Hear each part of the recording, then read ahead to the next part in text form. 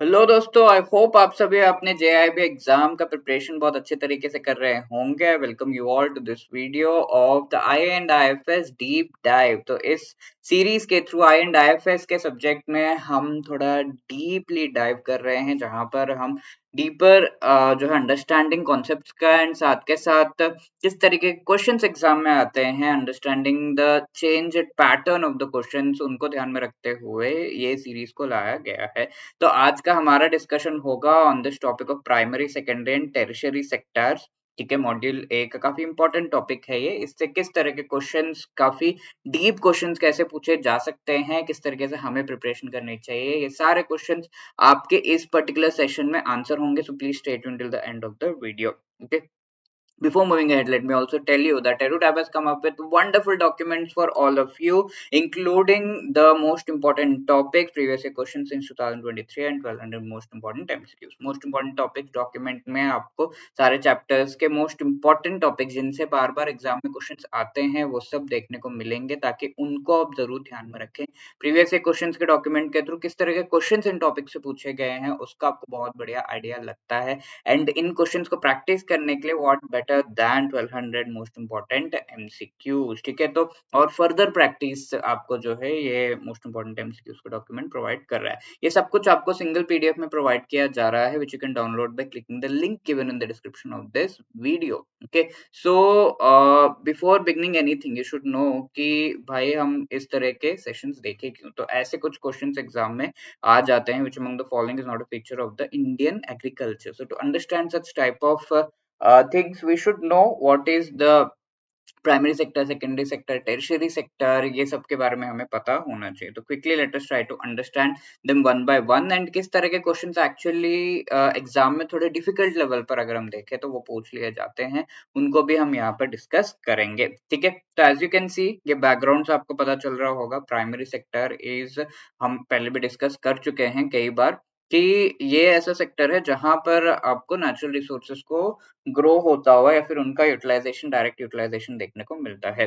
ठीक है, like you can see this in the background. यहाँ पर आप देख रहे हैं कि कैसे पूरा फील्ड जो है उसमें ग्रेन्स ग्रो किए जा रहे, क्रॉप्स ग्रो किए जा रहे हैं। अब ये वीट जो है, वीट के ग्रेन्स, उसको फर्दर अगर यूटिलाइज करना है, ऐसा तो नहीं है कि धान पूरा लेके हम खा सकते हैं। फर्दर यूटिलाइज करने के लिए we have to process it, isn't it? तो वो प्रोसेसिंग किया जाता है in the secondary sector through the factories, through the industries and all. And यहाँ से आगे इसको सेल भी करना होता है। लेट्स से ब्रेड बन गया, अब ये ब्रेड बनने के बाद क्या वहीं से फैक्ट्री से ले लेंगे, वहीं से खा लेंगे? नहीं, we have to sell it, isn't it? तो वो फर्दर सर्विसेज प्रोवाइड करने होते हैं, that is done by the tertiary sector. Let's say bakery के थ्रू सेल किया जा रहा है, एडवर्टाइजमेंट किया जा रहा है, and it is being sold in the market. तो ये टास्क किसका है? टर्शियरी सेक्टर का ये टास्क है। ओके, अब कमिंग फर्दर, अब एग्रीकल्चर सेक्टर, एग्रीकल्चर जो है वो काफी ज्यादा हम कह सकते हैं प्राइमरी सेक्टर में मेजरली एग्रीकल्चर की है हम बात करते हैं, जहां पर सारे जो रिसोर्सेज है उनको प्रोड्यूस किया जाता है, उनके यूटिलाइजेशन किया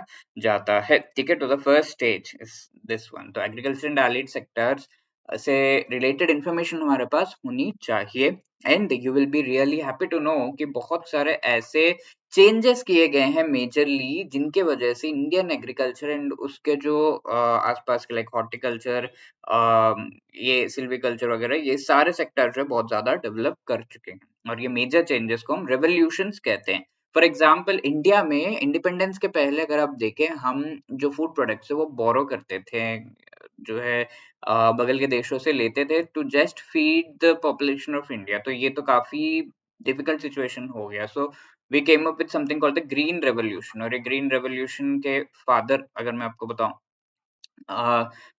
ये जो ग्रीन रेवोल्यूशन है, it has been wonderfully helping the Indian agriculture. और ऐसा हुआ कि हम जो पहले फूड ग्रेन्स को बोरो करते थे, उस पर्टिकुलर सिचुएशन से उभर पाए just because of doctor M S Swaminathan ji, जिन्होंने बहुत ज्यादा पायनियरिंग वर्क इस चीज में किया, जहाँ पर हाई यील्डिंग वैरायटी, नए तरह के सीड्स, जहाँ पर पहले 100 ग्रेन्स जो है प्रोड्यूस होते थे एक पर्टिकुलर क्वांटिटी ऑफ क्रॉप से, तो वहाँ उसी सेम जो क्रॉप है, यील्ड जो सीड्स इस तरीके के यूज किए जा रहे हैं कि अब 1000 जो है इससे ग्रेन्स प्रोड्यूस हो रहे हैं। इस तरह का कुछ जो है इनोवेशन किया गया सीड्स में। तो हाई यील्डिंग वैरायटी सीड्स कहते हैं। फर्टिलाइजर्स यूज करना, बेटर इरिगेशन सिस्टम, ये सब कुछ यूज करने के थ्रू हमने ग्रीन रेवोल्यूशन के थ्रू एग्रीकल्चर को बहुत ज्यादा प्रमोट किया। तो ऐसे जो रेवोल्यूशंस है मेजर चेंजेस लाते हैं these primary sector related activities. तो इससे क्या चेंजेस आए हैं देखते हैं। तो इंडियन एग्रीकल्चर पहले ट्रेडिशनल मेथड्स यूज करते थे, मॉडर्न मेथड्स यूज करने लगे। लाइक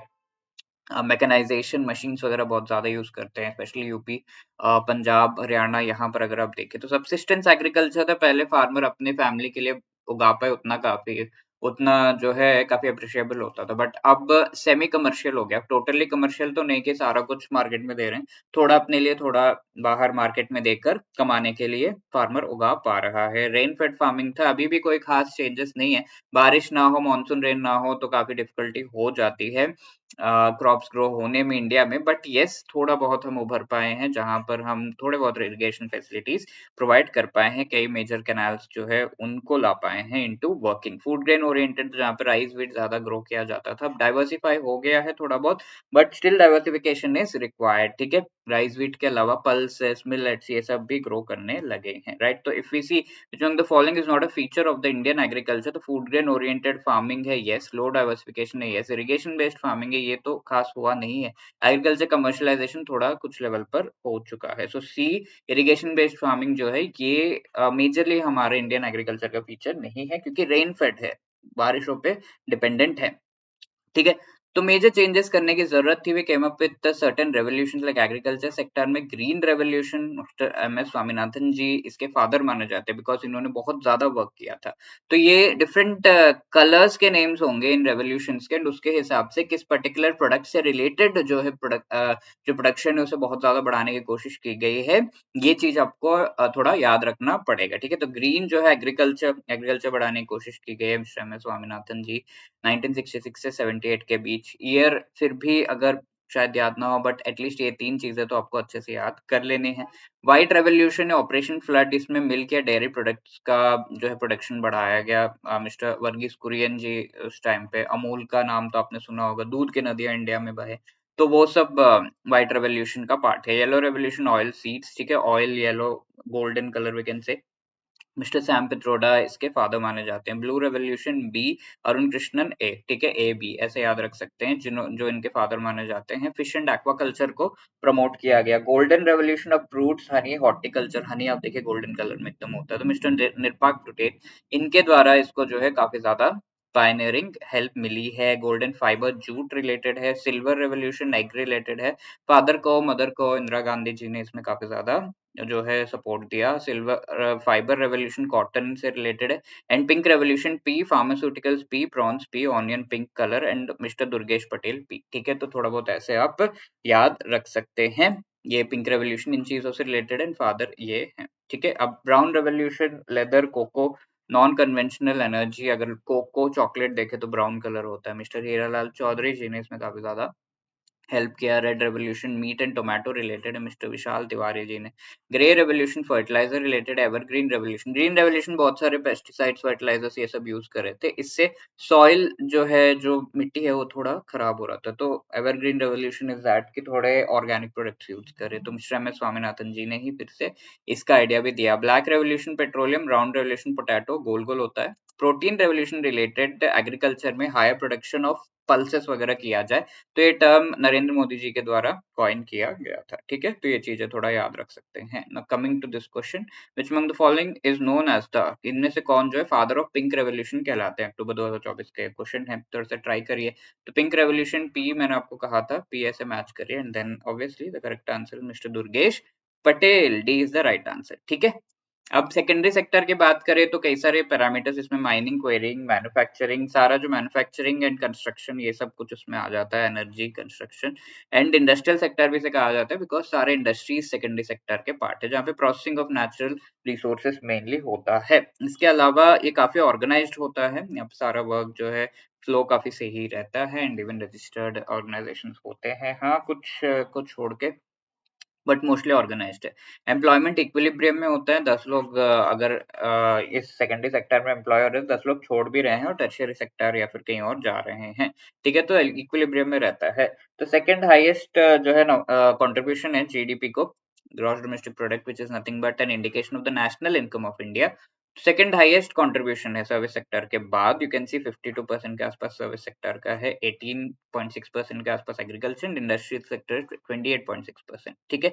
अब इसमें कई सारे स्टेजेस में इंडिया में इंडस्ट्रियल सेक्टर जो डेवलप हुआ, 1951 से 65 के बीच इंडस्ट्रियल फाउंडेशन ले डाउन किया गया। 1951 is a very important year, why बताइए आप, ठीक है। फर्स्ट 5 ईयर प्लान जो है लॉन्च किया गया था। इसके अलावा we also have the 1965 to 80 के बीच इंडस्ट्रियल फॉल हुआ था कि बहुत ज्यादा इस पे ध्यान नहीं दिया गया, बट लेटर ऑन 1980-91 के बीच इंडस्ट्रियल रिकवरी हुआ, जहां पर बहुत ज्यादा इंडस्ट्रीज से रिलेटेड वर्क किया गया। 1991 के बाद तो ग्रोथ हुई ही है, बिकॉज 1991 के बाद काफी सारे रिफॉर्म्स हमारे इकोनॉमिक रिफॉर्म्स इंडिया में लाए गए थे, राइट। तो और एक इकोनॉमी अगर वहां पर 50% से ज्यादा कंट्रीब्यूशन जीडीपी को इंडस्ट्रियल सेक्टर या सेकेंडरी सेक्टर से मिल रहा है, that economy is called an industrial economy, like China is today for today industrial economy, ठीक है। तो इंडिया को क्या कहेंगे, सर्विस इकोनॉमी कहेंगे या फिर टेरिशरी सेक्टर डोमिनेंट है यहाँ पर, ये हम इंडिकेट कर सकते हैं, ठीक है। एम्प्लॉयमेंट की बात करें तो 24.3% एम्प्लॉयड है इसमें, 40% सबसे ज्यादा एम्प्लॉयमेंट किसमें है,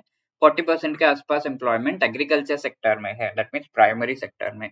इसके अलावा मैन्युफैक्चरिंग में 12% जो है people employed and 8% in the construction. No need to remember all the numbers, but just for an idea basis, ठीक है। तो 1/4 we can say people are employed in the secondary sector. अब index of industrial production is the next thing, जहां पर industrial production में variations कितने आ रहे हैं, एंड उसके हिसाब से ऑब्वियसली फिर जो कंट्रीब्यूशन रहेगा जीडीपी में उसमें भी वेरिएशंस एसेस किए जा सकते हैं। तो change in volume of the production, पिछले साल 100 प्रोडक्ट्स बने थे पूरे इंडिया में, अब 110 प्रोडक्ट्स बन रहे हैं, तो what is the change, 10 units में चेंज आया है, that is index of industrial production. इसका base year 2010-11 and manufacturing, mining, electricity, 3 aspects को असेस किया जाता है।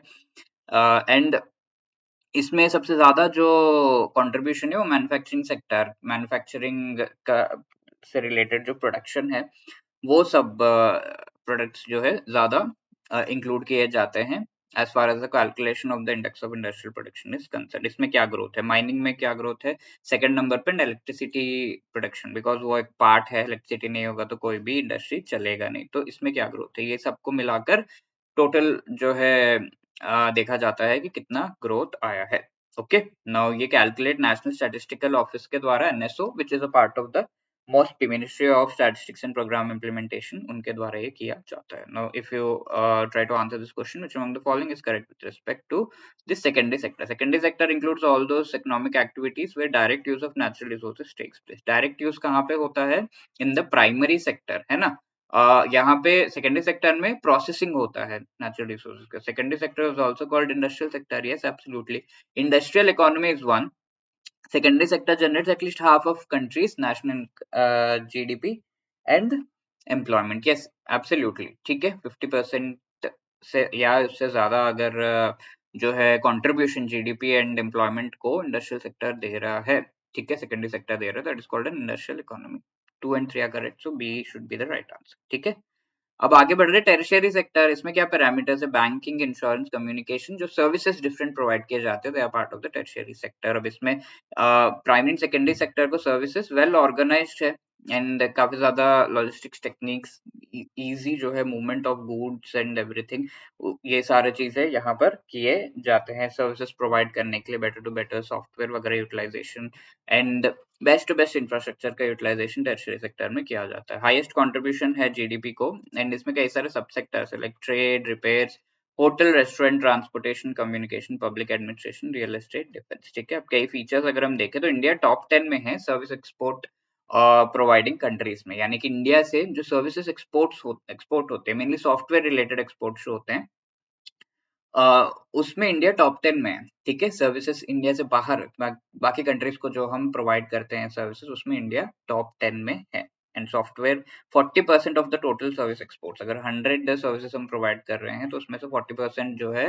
वो सर्विस सॉफ्टवेयर रिलेटेड एक्सपोर्ट जो है हम कर रहे हैं। Okay, so these are the things. Now just try to answer this question. ये देखिए, ये लंबा चौड़ा पैराग्राफ देके फिर 4-5 क्वेश्चन एग्जाम में ऐसे आ जाते हैं। India's economy has undergone a significant structural transformation over time, varying contributions of agriculture, industry and services. Agriculture traditionally subsistence farming, rain-fed cultivation, low diversification, जो चीजें हमने डिस्कस की अभी, to meet rising demand driven by population growth and increasing incomes. कई सारे revolutions लाए गए like green, white, blue, yellow revolution, जिससे productivity and diversification बढ़ा है. Agriculture has shown resilience by sustaining food security, employment, although contribution GDP को उसका decline हुआ है। इंडस्ट्रियल सेक्टर की बात करें तो वाइटल ड्राइवर इकोनॉमिक ग्रोथ का है, employment, self sufficiency and creating demand for industrial agricultural inputs. Manufacturing construction सबसे इंपॉर्टेंट पार्ट जो है इसका रहे हैं, जो major part of the gross value added which is a part kind of a national income contribution, वो majorly ये दो सेक्टर से आता है। ट्रैजेक्टरी जो ग्रोथ रहा है 4 फेजेस में, foundation, fall, recovery, post reform, expansion वगैरह हम देख सकते हैं। Index of industrial production and index of core industries, ये दो इंडेक्सेस के थ्रू हम इंडस्ट्रियल परफॉर्मेंस को असेस कर सकते हैं। ये चीजें हम डिस्कस कर चुके हैं। एंड देन सर्विसेज सेक्टर में अगर हम देखें, डोमिनेंट कंट्रीब्यूटर क्या है, India gross value added expanding significantly, ये सबसे ज्यादा जो है कंट्रीब्यूट करता है जीडीपी को। ट्रेड, ट्रांसपोर्ट, कम्युनिकेशन, ये सब इसमें इंक्लूडेड है। Various other sector, financial, professional services like tourism, trade, hotel, transport, communication, ये सब भी इसमें इसका पार्ट है। ठीक है, तो इन कुछ में डिसलेशन, कुछ में जो है ग्रोथ देखा जा रहा है। And more than half contribution GVA या जीडीपी नेशनल इनकम को ये जो सेक्टर है वो करता है। ये सारे पॉइंट्स हम डिस्कस कर चुके हैं। Now let us try to answer this 5 question. तो ऐसे लंबा पैराग्राफ देख के फिर आपको क्वेश्चंस पूछे जाएंगे, तो nothing to worry, it is all related to what you have discussed. तो कई बार ऐसा भी कर सकते हैं कि अगर आपको पता है कि हाँ टॉपिक्स मेरे नोन है, तो go for the question and then try to answer कि क्या पैराग्राफ में से आंसर्स मिल रहे हैं, नहीं मिल रहे हैं, या फिर मुझे पता है या नहीं। ऐसे दोनों चीजों को ध्यान में रखते हुए कर सकते हैं। Which of the following statements are correct? Agriculture in India has been characterized by low diversification, subsistence farming. Yes. Green revolution aimed at increasing oilseed production in India. No. Government initiated multiple revolutions to enhance agricultural productivity. Yes. Agriculture contribution to GDP has increased continuously since independence. ठीक है, contribution तो कम हुआ है। तो ये दोनों चीजें जो है गलत है as we know। तो यहाँ पर if we see 1 and 3 should be the right answer। ठीक है, क्योंकि हमें पता है कि ग्रीन रेवोल्यूशन से ऑयल सीड प्रोडक्शन नहीं, एग्रीकल्चरल प्रोडक्शन बढ़ा।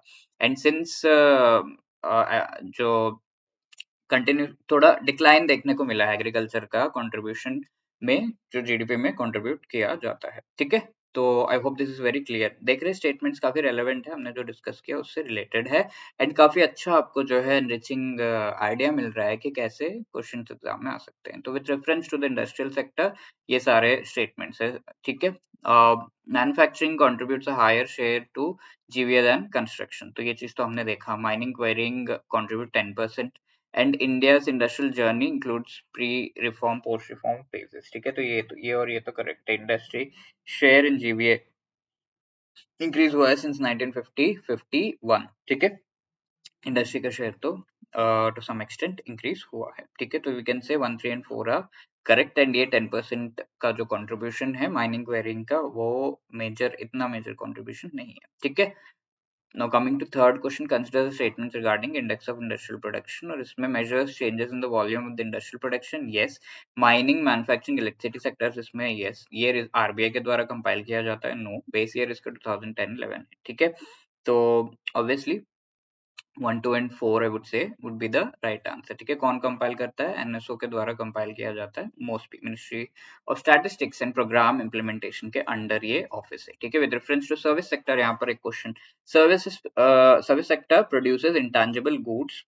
ठीक है, तो यस ऑफ कोर्स इसमें वी कैन से सर्विसेज ही दिए जाते हैं, which might be under intangible goods. Financial, real estate, professional services, इसमें एक्सेलरेशन देखा गया है। Tourism, transport services, higher growth. IT, BPM services के कंपैरिजन में देखा गया। Service sector employment generation proportionate है टू इट्स जीवीए शेयर। ठीक है, एम्प्लॉयमेंट जनरेशन जो है जीवीए शेयर के प्रोपोर्शनेट है। तो सर्विस सेक्टर में एम्प्लॉयमेंट थोड़ा कम है in comparison to GVA share. 50% से ज्यादा जो है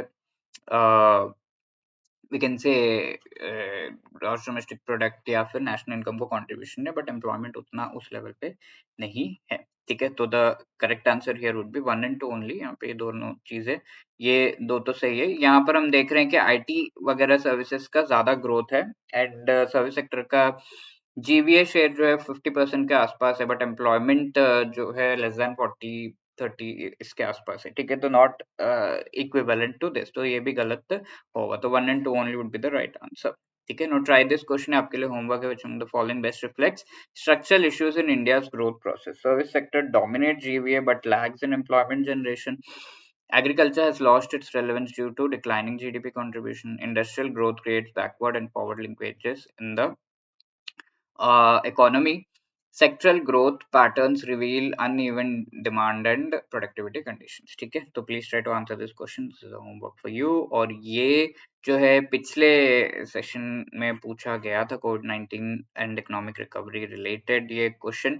Financial real estate professional services exceed their pre-pandemic output levels. Yes, real estate professional financial services, they do.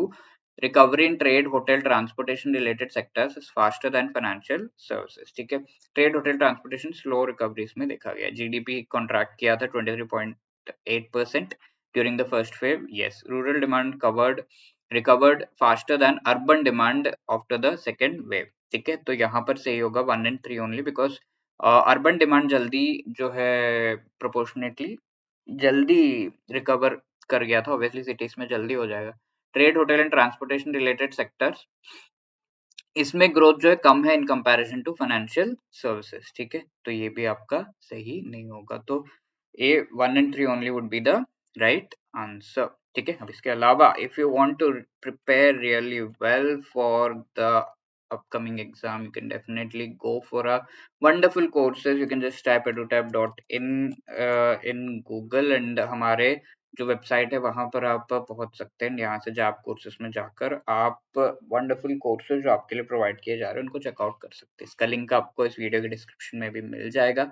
We have the live crash courses through which live classes कराकर most important topics आपको बहुत अच्छे तरीके से पढ़ाए जा रहे हैं. एंड ईच एंड एवरी जो चैप्टर है, chapter wise MCQ, chapter wise notes, full length mock test and previous year questions इसमें प्रोवाइड किए गए हैं. Solve previous year questions which you can practise really well. Also wonderful discounts यहाँ पर मिल रहे हैं. You can use the coupon code and avail this particular crash course really properly. ठीक है, प्रॉपर्ली आप अपने एग्जाम का प्रिपरेशन कर सकते हैं. कमिंग टू कि यहाँ पर तो आप लाइव प्रिपेयर कर सकते हैं. लेट्स से आप लाइव नहीं देख पाए तो रिकॉर्डेड सेशन आपको मिल जाएगा.